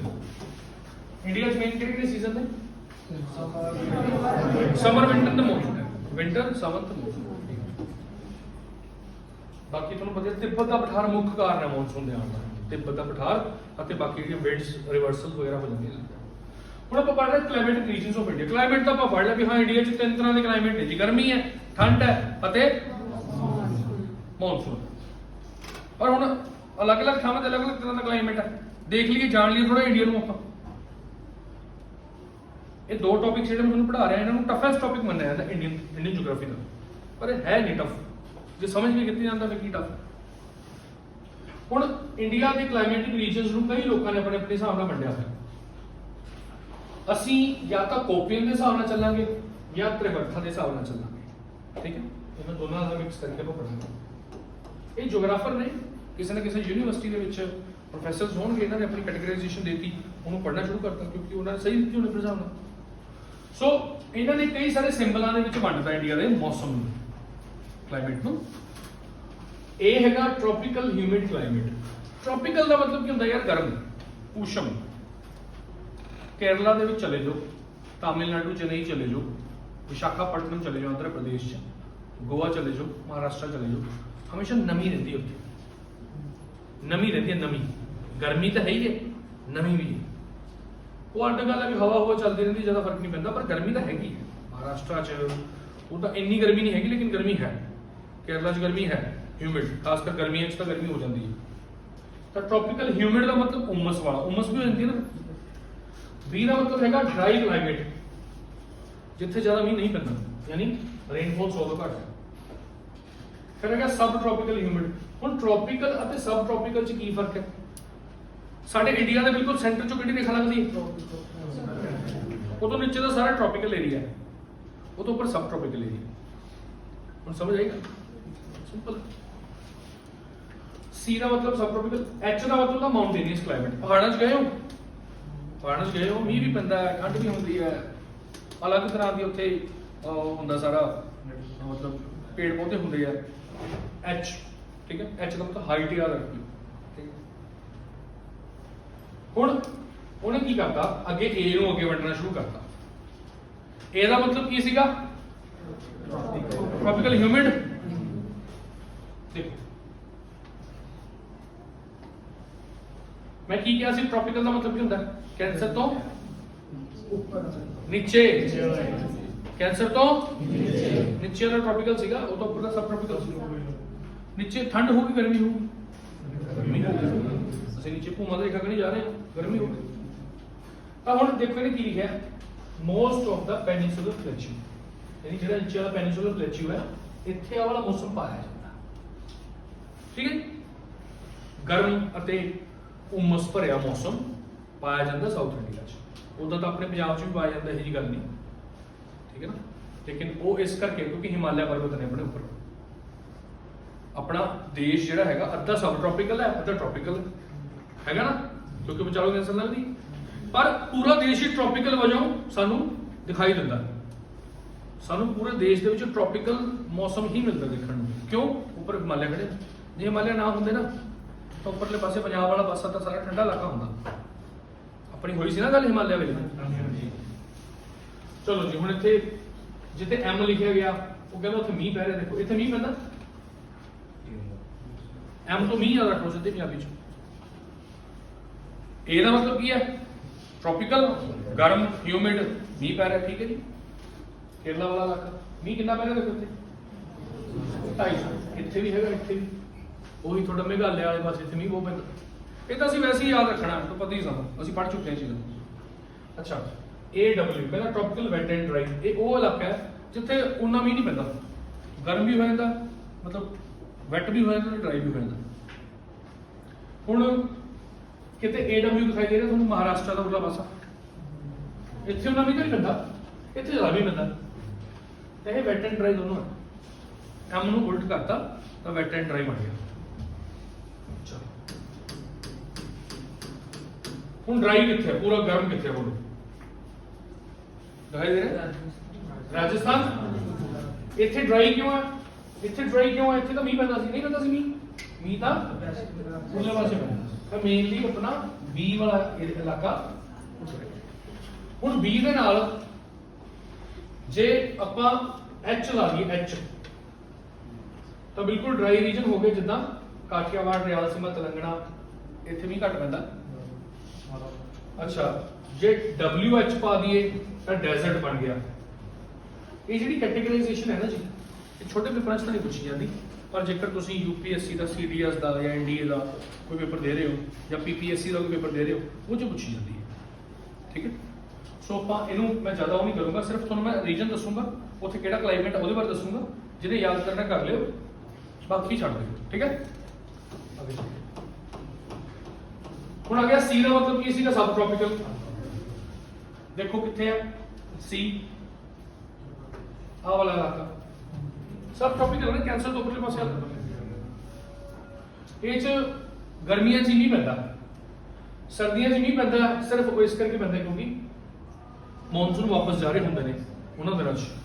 ਅਤੇ ਸਰਦੀਆਂ 'ਚ ਜਿਹੜੀ ਰੇਨ ਇੱਥੇ ਉੱਪਰ ਕਿਉਂ ਪੈਂਦੀ ਹੈ? ਵੈਸਟਰਨ ਡਿਸਟਰਬੈਂਸ ਕਰਕੇ ਉਹ ਆਪਣੇ ਪੰਜਾਬ 'ਚ ਪੈਂਦੀ ਹੈ ਨਾ, ਜਿਹੜੀ ਮੈਡੀਟੇਰੀਅਨ ਸੀ ਕਰਕੇ।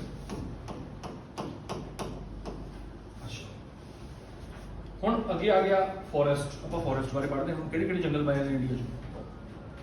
ਕਦੇ ਦੇਖਿਆ ਤੁਸੀਂ ਕਿਸੇ ਜੰਗਲ 'ਚ ਗਏ ਹੋ? ਆਪਣੇ ਪੰਜਾਬ 'ਚ ਕੋਈ ਨੈਸ਼ਨਲ ਪਾਰਕ ਤਾਂ ਨਹੀਂ ਹੈਗਾ, ਪਰ ਬਹੁਤ ਸਾਰੇ ਸੈਂਚੁਰੀਜ਼ ਤਾਂ ਹੈਗੀਆਂ। ਬਾਦਸ਼ਾਹਪੁਰ ਦੇ ਨਾਲ ਇੱਕ ਗੁਰਦਿਆਲਪੁਰਾ ਸੈਂਚੁਰੀ ਹੈਗੀ ਹੈ, ਹਰਿਆਵਲ ਕਾਫੀ ਹੈ ਉੱਥੇ, ਹਨਾ। ਬਾਕੀ ਜ਼ੂ ਹੈਗੇ ਨੇ ਪੰਜਾਬ 'ਚ, ਛੱਤਬੀੜ ਵਗੈਰਾ ਹੈਗਾ, ਲੁਧਿਆਣੇ ਹੈਗਾ, ਠੀਕ ਹੈ। ਸੋ ਆਪਾਂ ਹੁਣ ਫੋਰੈਸਟ ਬਾਰੇ ਪੜ੍ਹਦੇ ਹਾਂ ਕਿ ਫੋਰੈਸਟ ਦੋ ਤਰ੍ਹਾਂ ਦੇ ਹੁੰਦੇ ਨੇ। ਇੱਕ ਹੁੰਦੇ ਨੇ ਮੋਇਸਟ, ਯਾਨੀ ਉਮਸ ਭਰੇ, ਇੱਕ ਹੁੰਦੇ ਨੇ ਡਰਾਈ। ਆਪਣੇ ਵਾਲੇ ਉਮਸ ਭਰੇ ਤਾਂ ਨਹੀਂ ਹੈਗੇ, ਆਪਣੇ ਵਾਲੇ ਡਰਾਈ ਦੀ ਕੈਟੇਗਰੀ 'ਚ ਆਉਣਗੇ। ਯਸ ਸੁਣੋ, ਚਲੋ ਉਮਸ ਵਾਲਿਆਂ ਨੂੰ ਆਪਾਂ ਕੀ ਕਰਦੇ? ਸਭ ਤੋਂ ਫੇਮਸ ਜਿਹੜੇ ਫੋਰੈਸਟ ਹੁੰਦੇ ਨੇ ਜੀ, ਉਹਨਾਂ ਨੂੰ ਅਸੀਂ ਕਹਿੰਦੇ ਆ ਸਦਾਬਹਾਰ ਵਨ। ਇਹ ਚੋਂ ਸਭ ਤੋਂ ਜ਼ਿਆਦਾ ਕੁਐਸਚਨ ਆਉਂਦਾ ਹੁੰਦਾ, ਸਦਾਬਹਾਰ ਵਨ ਜਿਹੜੇ ਪੂਰਾ ਸਾਲ ਕਿੱਥੇ ਹੋਣਗੇ ਇੰਡੀਆ 'ਚ ਤੁਹਾਡੇ ਹਿਸਾਬ ਨਾਲ? ਸੋਚੋ, ਸਦਾਬਹਾਰ ਕਦੋਂ ਹੋਣਗੇ? ਜਦੋਂ ਮੀਂਹ ਸਾਰਾ ਸਾਲ ਪਊਗਾ, ਜ਼ਿਆਦਾ ਪਊਗਾ। ਦੇਖੋ ਕਿੱਥੇ ਕਿੱਥੇ? ਵੈਸਟਰਨ ਘਾਟ 'ਚ ਪੈਂਦਾ ਜੀ, ਕੇਰਲਾ 'ਚ ਵੀ ਕਹਿ ਸਕਦੇ ਆ। ਹੁਣ ਕੇਰਲਾ ਦੇ ਵਿੱਚ ਜ਼ਮੀਨ ਬਹੁਤੀ ਤਾਂ ਹੈ ਨਹੀਂ ਯਾਰ, ਉੱਥੇ ਤਾਂ ਛੋਟੀ ਜਿਹੀ ਸਟੇਟ ਹੈ ਕੇਰਲਾ, ਤੇ ਕੇਰਲਾ ਦਾ ਨਾਮ ਭਾਵੇਂ ਲਓ ਭਾਵੇਂ ਨਾ ਲਓ, ਤੁਸੀਂ ਮਹਾਰਾਸ਼ਟਰ ਵਾਲਾ ਕਰਨਾਟਕਾ ਕਹਿ ਲਓ, ਉਹ ਵੀ ਉਰਲਾ ਪਾਸਾ ਵਿੰਡ ਵਰਡ, ਠੀਕ ਹੈ। ਹੋਰ ਅੰਡੇਮਾਨ ਨਿਕੋਬਾਰ ਕਿੱਥੇ ਹੈ? ਪੂਰਾ ਸਮੁੰਦਰ 'ਚ ਹੀ, ਉਹਦਾ ਆਲੇ ਦੁਆਲੇ ਪਾਣੀ ਪਾਣੀ ਆਉਂਦੇ ਉੱਥੇ। ਇਹ ਤੋਂ ਇਲਾਵਾ ਨਾਰਥ ਈਸਟ ਆਹ ਵਾਲਾ ਇਲਾਕਾ। ਹੁਣ ਜੇ ਮੈਂ ਤੁਹਾਡੇ ਤੋਂ ਪੁੱਛਣਾ ਵੀ ਦੱਸੋ ਇੰਡੀਆ ਦੇ ਵਿੱਚ ਸਦਾਬਹਾਰ ਵਨ ਕਿੱਥੇ ਕਿੱਥੇ ਪਾਏ ਜਾਂਦੇ ਨੇ, ਦੱਸੋ। ਤਿੰਨ ਥਾਵਾਂ ਮੇਨ ਦੱਸਿਓ, ਵੈਸਟਰਨ ਘਾਟ, north East, Andaman Nicobar, that's it. ਯਾਦ ਰਹੂਗਾ। ਹੁਣ ਇਹ ਬਹੁਤ ਇੰਪੋਰਟੈਂਟ ਗੱਲ ਹੈ, ਉਹਦੇ ਬਾਰੇ ਤੁਹਾਨੂੰ ਹੁਣ ਹੋਰ ਪੜ੍ਹਾਉਂਦੇ ਆ ਕਿ ਇੱਥੇ ਬਹੁਤ ਜ਼ਿਆਦਾ ਸੰਘਣੇ ਜੰਗਲ ਪਾਏ ਜਾਂਦੇ ਨੇ, ਡੈਂਸ ਫੋਰੈਸਟ, ਹੈਨਾ। ਸੈਕੰਡ, ਆਹ ਵਾਲੇ ਫੋਰੈਸਟ ਮਿਲਣਗੇ ਇੱਥੇ ਕਾਫੀ ਸਾਰੇ, ਪਾਈਨ, ਬੈਂਬੂ, ਜਾਮਨ, ਠੀਕ ਹੈ। ਹੁਣ ਦਿੱਕਤ ਕੀ ਹੈ? ਇੱਥੇ ਇੰਨੇ ਸਾਰੇ ਦਰਖਤ ਹੋਣ ਦੇ ਬਾਵਜੂਦ ਵੀ ਇੱਥੋਂ ਦੀ ਟਿੰਬਰ ਇੰਡਸਟਰੀ ਹੈ, ਉਹ ਇੱਥੇ ਪ੍ਰਮੋਟ ਨਹੀਂ ਹੋ ਪਾਉਂਦੀ। ਕੀ ਕਾਰਨ ਹੈ? ਟਿੰਬਰ ਇੰਡਸਟਰੀ, ਇੰਨੇ ਦਰਖਤ ਨੇ ਯਾਰ, ਕੱਟ ਲੋ, ਮੇਜ਼ ਬਣਾ ਦੋ, ਕੁਰਸੀਆਂ ਬਣਾ ਦੋ। ਦਿੱਕਤ ਕੀ? ਟ੍ਰਾਂਸਪੋਰਟ ਦੀ ਸਭ ਤੋਂ ਵੱਡਾ ਕਾਰਨ ਟਰਾਂਸਪੋਰਟ ਹੈ, ਤੇ ਦੂਜਾ ਕਾਰਨ ਹੈ ਵੀ ਇੱਕੋ ਨਾਲ ਦੇ ਨਹੀਂ ਹੁੰਦੇ, ਉਹ ਵਿੱਚ ਮਿਕਸ ਮਸਾਲਾ ਹੀ ਹੈ ਸਾਰਾ ਕੁਝ। ਉਹਨਾਂ ਨੂੰ ਕੱਟਣਾ ਕਰਨਾ ਫਿਰ ਇੱਕੋ ਨਾਲ ਦੇ ਚਾਹੀਦੇ ਨਾ ਫੈਕਟਰੀਆਂ ਵਾਲਿਆਂ ਨੂੰ, ਤਾਂ ਇਹ ਪ੍ਰੋਬਲਮ ਆਉਂਦੀ। Trees are not in pure stands, ਤੇ ਟਰਾਂਸਪੋਰਟ ਫੈਸਿਲਿਟੀ ਪ੍ਰੋਬਲਮ ਤਾਂ ਹੈਗੀ। ਇੰਨੇ ਵੱਡੇ ਸੰਘਣੇ ਜੰਗਲ 'ਚ ਕਿੱਥੋਂ ਯਾਰ ਤੁਸੀਂ ਲੈ ਕੇ ਆਓਗੇ ਦਰਖਤਾਂ ਨੂੰ ਕੱਟ ਕੇ? ਹੈਲੀਕਾਪਟਰਾਂ ਨਾਲ ਹੀ ਲੈ ਕੇ ਜਾਣਾ ਪੈਣਾ। ਪੁਸ਼ਪਾ ਨੇ ਹਾਂ, ਪੁਸ਼ਪਾ ਜ਼ਰੂਰ ਲਿਆ ਸੀ।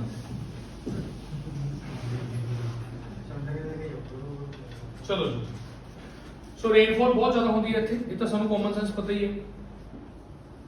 ਕਹਿੰਦਾ ਕਈ ਥਾਵਾਂ ਤੇ, ਕਹਿੰਦਾ ਵੈਸਟਰਨ ਕੋਟਸ, ਅਸਾਮ, ਹਿਮਾਲਿਆ ਦੇ ਵਿੱਚ ਵੀ ਮਿਲ ਜਾਣਗੇ ਥੋੜੇ ਬਹੁਤ। ਈਸਟਰਨ ਹਿਮਾਲਿਆ ਮਤਲਬ ਇੱਧਰਲੇ ਪਾਸੇ ਹਿਮਾਲਿਆ, ਉੱਧਰ ਨਹੀਂ। ਬਹੁਤ ਛੋਟੇ ਛੋਟੇ ਪੱਤੇ ਹੁੰਦੇ ਇਹਨਾਂ ਦੇ, ਕਿਉਂਕਿ ਧੁੱਪ ਬਹੁਤ ਪੈਂਦੀ ਹੈ, ਫਿਰ ਉਹਨਾਂ ਨੇ ਸਾਰੀ ਧੁੱਪ ਸੋਕਣੀ ਹੁੰਦੀ ਹੈ। ਦਿੱਕਤ ਕੀ ਹੈ ਵੀ ਪੇੜ ਬਹੁਤ ਉੱਚੇ ਉੱਚੇ ਹੁੰਦੇ ਨੇ, ਤੇ ਨਿਚਲੇ ਪਾਸੇ ਧੁੱਪ ਪਹੁੰਚਦੀ ਤੱਕ ਨਹੀਂ ਹੈਗੀ, ਨੀਚੇ ਧੁੱਪ ਪਹੁੰਚਦੀ ਤੱਕ ਨਹੀਂ ਹੈਗੀ। ਪਰ ਨੀਚੇ ਕੀ ਹੁੰਦੀਆਂ? ਵੇਲਾਂ ਹੁੰਦੀਆਂ। ਵੇਲਾਂ ਉਹਨਾਂ ਦਰਖਤਾਂ ਦੇ ਉੱਪਰ ਚੜ੍ਹ ਕੇ ਸੂਰਜ ਤੱਕ ਆਪਣਾ ਰੋਸ਼ਨੀ ਤੱਕ ਪਹੁੰਚਣ ਦੀ ਕੋਸ਼ਿਸ਼ ਕਰਦੀ। ਰਾਈਟ, ਹੁਣ ਆ ਗਏ ਜੀ ਆਪਾਂ। ਹੁਣ ਡੈਸੀਡੂਅਸ ਸ਼ਬਦ ਦਾ ਮਤਲਬ ਹੁੰਦਾ ਉਸ਼ਣ ਕਟੀਬੰਧੀ, ਜਿਹੜੇ ਆਪਣੇ ਪੱਤੇ ਕਿਸੇ ਪਾਰਟਿਕੂਲਰ ਸੀਜ਼ਨ ਦੇ ਵਿੱਚ ਸ਼ੈੱਡ ਕਰਦੇ ਰਹਿੰਦੇ ਨੇ, ਠੀਕ ਹੈ। ਬਾਕੀ ਜਿਹੜੇ ਇਲਾਕੇ ਆ ਗਏ, ਛੋਟਾ ਨਾਗਪੁਰ ਆ ਗਿਆ, ਮੱਧ ਪ੍ਰਦੇਸ਼ ਆ ਗਿਆ, ਉੜੀਸਾ। ਯਾਰ ਮੱਧ ਪ੍ਰਦੇਸ਼ ਦੇ ਵਿੱਚ ਬਹੁਤ ਜੰਗਲ ਹੈ। ਇੰਡੀਆ ਦਾ ਸਭ ਤੋਂ ਜ਼ਿਆਦਾ ਜੰਗਲ ਮੱਧ ਪ੍ਰਦੇਸ਼ 'ਚ ਹੀ ਹੈ। ਸਭ ਤੋਂ ਜ਼ਿਆਦਾ ਫੋਰੈਸਟ ਇੰਡੀਆ ਦਾ ਮੱਧ ਪ੍ਰਦੇਸ਼ 'ਚ। ਕਿਸੇ ਵੀ ਦੇਸ਼ ਦੇ ਵਿੱਚ ਫੋਰੈਸਟ ਕਿੰਨਾ ਹੋਣਾ ਚਾਹੀਦਾ? ਤਕਰੀਬਨ ਹੋਣਾ ਚਾਹੀਦਾ 33% ਹੋਣਾ ਚਾਹੀਦਾ, 1/3 ਤਾਂ ਹੋਣਾ ਹੀ ਚਾਹੀਦਾ। ਪਰ ਆਪਣੇ ਇੰਡੀਆ 'ਚ ਤਾਂ 1/4 ਹੈ, 25% ਹੈ ਬਸ। ਸਾਨੂੰ ਬਹੁਤ ਜ਼ਿਆਦਾ ਫੋਰੈਸਟ ਲਾਉਣ ਦੀ ਲੋੜ ਹੈ ਜੀ, ਠੀਕ ਹੈ। ਸੋ ਆਹ ਇਲਾਕੇ ਨੇ ਜਿਹੜੇ ਉੜੀਸਾ, ਵੈਸਟ ਬੰਗਾਲ, ਇਹ ਦੂਜੇ ਨੰਬਰ ਤੇ ਆਉਂਦੇ ਨੇ। ਮਤਲਬ ਇੱਥੇ ਵੀ ਬਹੁਤ ਸੰਘਣੇ ਜੰਗਲ ਨੇ, ਪਰ ਸਦਾਬਹਾਰ ਨਹੀਂ ਹੈਗੇ। ਸਦਾਬਹਾਰ ਤਾਂ ਉੱਥੇ ਹੀ ਨੇ ਬਸ ਜਿੱਥੇ ਮੈਂ ਤੁਹਾਨੂੰ ਦੱਸਿਆ। ਹੋ ਗਿਆ ਯਾਰ, ਇਹ ਸਭ ਤੁਹਾਡੇ ਟੌਪਿਕ 'ਚ ਦਿੱਤਾ ਹੋਇਆ। ਹੁਣ ਆਪਾਂ ਅੱਗੇ ਚੱਲਦੇ ਹਾਂ। ਹੁਣ ਡਰਾਈ ਐਵਰਗ੍ਰੀਨ ਆ ਗਏ, ਮਤਲਬ ਜਿੱਥੇ ਮੌਨਸੂਨ ਦੀ ਵਰਖਾ ਪੈਂਦੀ ਹੈ ਉੱਥੇ ਵੀ ਕਹਿੰਦਾ ਐਵਰਗ੍ਰੀਨ ਫੋਰੈਸਟ ਪਾਏ ਜਾਂਦੇ ਨੇ, ਪਰ ਉਹ ਬੜੇ ਲਿਮਿਟਿਡ ਨੇ। ਆਪਾਂ ਦੇਖੋ ਹੁੰਦਾ ਕੀ ਹੈ, ਜਿੱਥੇ ਵੀ 75 ਤੋਂ 100 ਪੈਂਦਾ, ਪਰ ਇਹ ਜਿਹੜੇ ਦਰਖਤ ਨੇ ਇਹ ਜਦੋਂ ਮੌਨਸੂਨ ਆਉਂਦਾ ਉਦੋਂ ਤਾਂ ਪੂਰੇ ਹਰੇ ਭਰੇ ਹੋ ਜਾਂਦੇ ਨੇ ਫਿਰ ਪਾਣੀ ਨਾਲ, ਪਰ ਜਦੋਂ ਮੌਨਸੂਨ ਜਾਂਦਾ ਹੈ ਫਿਰ ਉਹ ਡਰਾਈ ਹੋ ਜਾਂਦੇ। ਇਹ ਆਪਾਂ ਇਹਦਾ ਹੁਣ ਇਹਦੀ ਕੈਟੇਗਰਾਈਜ਼ੇਸ਼ਨ ਪੜ੍ਹਨੀ। ਆਹ ਇਲਾਕੇ ਨੇ ਸਾਰੇ ਮੱਧ ਪ੍ਰਦੇਸ਼, ਕਾਠੀਆਵਾੜ, ਵੈਸਟਰਨ ਘਾਟਸ, ਆਹ ਵਾਲੇ ਦਰਖਤ ਪਾਏ ਜਾਂਦੇ ਨੇ, ਸਾਲਟੀ, ਰੋਜ਼ਵੁੱਡ।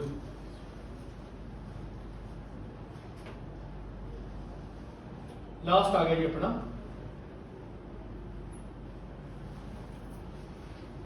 Pine forest. ਦੇਖੋ ਪਾਈਨ ਫੋਰੈਸਟ ਇਦਾਂ ਦੇ ਹੁੰਦੇ ਨੇ, ਇਹ ਬਹੁਤ ਕਾਫੀ ਉਚਾਈ ਤੇ ਮਿਲਦੇ ਨੇ, 1000 ਤੋਂ ਲੈ ਕੇ 2000 ਮੀਟਰ ਤੱਕ ਦੀ ਉਚਾਈ ਤੇ ਮਿਲਦੇ ਨੇ, ਠੀਕ ਹੈ। ਇਹਦਾ ਸਭ ਤੋਂ ਫੇਮਸ ਵੈਰਾਈਟੀ ਕਿਹੜੀ ਹੈ? ਚਿਰ ਜਾਂ ਚੀਲ ਦੀ ਵੈਰਾਈਟੀ। ਇਹ ਕਾਹਦੇ ਵਾਸਤੇ ਮਸ਼ਹੂਰ ਹੈ? ਟਿੰਬਰ ਵਾਸਤੇ ਅਤੇ ਰੈਜ਼ਿਨ ਵਾਸਤੇ ਅਤੇ ਟਰਪੈਂਟਾਈਨ ਵਾਸਤੇ। ਜਾਣਦੇ ਹੋ? ਤਾਰਪੀਨ ਦਾ ਤੇਲ ਪੇਂਟ 'ਚ ਨਹੀਂ ਪੈਂਦਾ, ਜਦੋਂ ਪੇਂਟ ਕਰਾਉਂਦੇ ਆ ਤਾਰਪੀਨ ਦਾ ਤੇਲ। ਸੋ ਇਹ ਹਿਮਾਚਲ ਵਗੈਰਾ 'ਚ ਮਿਲੇਗਾ ਤੁਹਾਨੂੰ। ਅੱਛਾ ਅੱਗੇ ਚੱਲਦੇ ਆ। ਹੁਣ ਆਪਾਂ ਹੋਰ ਉਚਾਈ ਤੇ ਵਾਗੇ 1800 ਤੋਂ ਲੈ ਕੇ 3000 ਚ ਚਲੇ ਗਏ। ਇੱਥੇ ਵੀ ਤੁਹਾਨੂੰ ਐਵਰਗ੍ਰੀਨ ਮਿਲ ਜਾਣਗੇ, ਪਰ ਇਹਦੇ ਲੀਵ ਸ਼ਾਰਟ ਹੋਣਗੇ, ਉਨੇ ਨਹੀਂ ਹੈਗੇ ਜਿੰਨੇ ਪਹਿਲਾਂ ਸੀਗੇ। ਮੈਂ ਚਾਹੁੰਦਾ ਤੁਹਾਨੂੰ ਸਟੇਟ ਦੇ ਹਿਸਾਬ ਨਾਲ, ਹਿਮਾਚਲ ਚ ਮੇਨਲੀ ਦੇਵਦਾਰ ਦੇ ਪੇੜ ਪਾਏ ਜਾਂਦੇ ਨੇ। ਤੇ ਕਿਹੜੀ ਵੈਰਾਈਟੀ ਹੈ?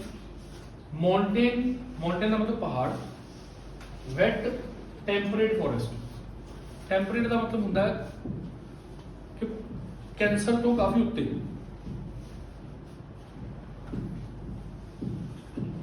ਦੇਖੋ ਆਹ ਸਭ ਹਿਮਾਚਲ ਦੇ ਵਿੱਚ ਆਹ ਵਾਲੇ ਪੇੜ ਪਾਏ ਜਾਣਗੇ ਦੇਵਦਾਰ ਦੇ। ਟਿੰਬਰ ਤੇ ਰੇਲਵੇ ਸਲੀਪਰਸ। ਰੇਲਵੇ ਦੇ ਸਲੀਪਰਸ ਦੇਵਦਾਰ ਦੀ ਲੱਕੜ ਨਾਲ ਬਣਦੇ ਨੇ।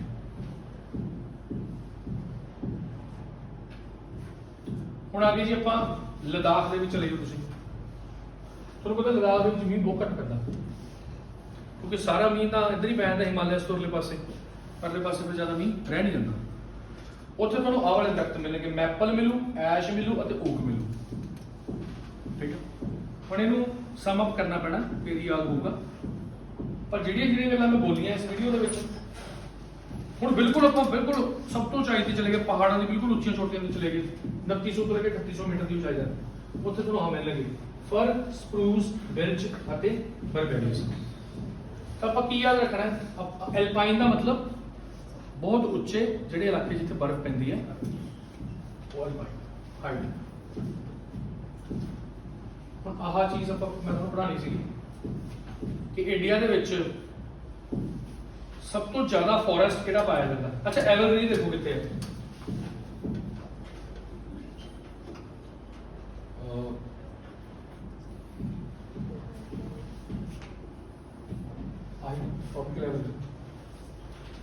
ਇੰਡੀਆ ਦੇ ਵਿੱਚ ਟ੍ਰੋਪੀਕਲ ਐਵਰਗ੍ਰੀਨ ਕਿੰਨਾ ਹੈ? ਸਦਾਬਹਾਰ ਜੰਗਲ ਕਿੱਥੇ ਕਿੱਥੇ ਪਾਏ ਜਾਂਦੇ ਸੀ ਦੱਸੋ? ਬਸ ਠੀਕ ਹੈ, 8% ਹੀ ਦੇਖੋ। ਪਰ ਇੰਡੀਆ ਸਭ ਤੋਂ ਜ਼ਿਆਦਾ ਜੰਗਲ ਕਿਹੜਾ ਪਾਇਆ ਜਾਂਦਾ? Tropical moist deciduous forest. ਤੇ ਉਹੀ ਨੇ ਜਿਹੜੇ ਕੈਂਸਰ ਤੋਂ ਨੀਚੇ ਨੇ, ਟ੍ਰੋਪੀਕਲ ਨੇ। ਡੈਸੀਡੂਅਸ ਦਾ ਮਤਲਬ ਸਾਲ ਦੇ ਇੱਕ ਸੀਜ਼ਨ ਦੇ ਵਿੱਚ ਆਪਣੇ ਪੱਤੇ ਛੱਡ ਦਿੰਦੇ ਨੇ, ਅਤੇ ਇਹ ਏਰੀਆ ਮੋਇਸਟ ਰਹਿੰਦਾ ਕਦੇ ਕਰਕੇ ਮੌਨਸੂਨ ਕਰਕੇ। ਇਹ ਸਭ ਤੋਂ ਜ਼ਿਆਦਾ। ਤੁਸੀਂ ਕਹਿੰਦੇ ਡੈਸੀਡੂਅਸ ਵੀ ਬੋਲ ਦੋਗੇ ਨਾ ਤਾਂ ਵੀ ਚੱਲੂਗਾ। ਮੋਇਸਟ ਡੈਸੀਡੂਅਸ, ਦੂਜੇ ਨੰਬਰ ਤੇ ਡਰਾਈ ਡੈਸੀਡੂਅਸ। ਉਸ ਤੋਂ ਬਾਅਦ ਫਿਰ ਮਾਊਂਟੇਨ, ਸੈਮੀ ਐਵਰਗ੍ਰੀਨ ਵਗੈਰਾ ਵਗੈਰਾ ਇੰਨੇ ਇੰਪੋਰਟੈਂਟ ਹੈਗੇ। ਆ ਦੇਖੋ 2.1% ਐਲਪਾਈਨ ਜਿਹੜੇ ਸਭ ਤੋਂ ਚਾਹੀਦੇ ਸੀਗੇ। ਫਿਰ ਲਿਟੋਰਲ ਸਵੈਂਪ, ਇਹ ਕੀ ਹੁੰਦੇ ਨੇ? ਜਿਹੜੇ ਦਲਦਲੀ ਮੈਦਾਨ ਹੁੰਦੇ ਨੇ ਉਹਨਾਂ ਦੇ ਵਿੱਚ ਜਿਹੜੇ ਖਾਸ ਤਰ੍ਹਾਂ ਦੇ ਜੰਗਲ ਪਾਏ ਜਾਂਦੇ ਨੇ ਵਗੈਰਾ ਵਗੈਰਾ।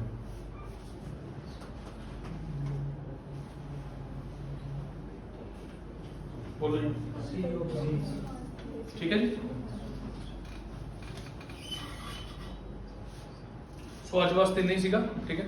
ਇਹ ਤੋਂ ਬਾਅਦ ਇੱਕ ਹੋਰ ਟੌਪਿਕ ਆਪਾਂ ਪੜ੍ਹਨਾ ਸੀਗਾ, ਉਸ ਟੌਪਿਕ ਦਾ ਨਾਮ ਸੀਗਾ ਵਾਟਰ ਰਿਸੋਰਸਸ ਆਫ ਇੰਡੀਆ। ਲੇਕਿਨ ਅੱਜ ਆਪਾਂ ਨਹੀਂ ਪੜਾਂਗੇ, ਜ਼ਿਆਦਾ ਹੋ ਜਾਏਗਾ ਫਿਰ, ਠੀਕ ਹੈ ਜੀ। ਬੁੱਕ ਕੱਢੋ, ਉਹਦੇ ਵਿੱਚ ਦੇਖੋ ਜਿਹੜਾ ਟੌਪਿਕ ਤੁਹਾਨੂੰ ਅੱਜ ਕਰਾਇਆ ਉਹ ਕਿੱਥੇ ਹੈ। ਵੈਸੇ ਹਜੇ ਸਿਰਫ 45 ਮਿੰਟਸ ਦੀ ਵੀਡੀਓ ਹੋਈ ਸੀਗੀ ਮੇਰੀ, ਮੈਂ ਚਾਹੁੰਦਾ ਤਾਂ ਇਹਨੂੰ ਟੌਪਿਕ ਨੂੰ ਕਰਾ ਸਕਦਾ ਸੀ।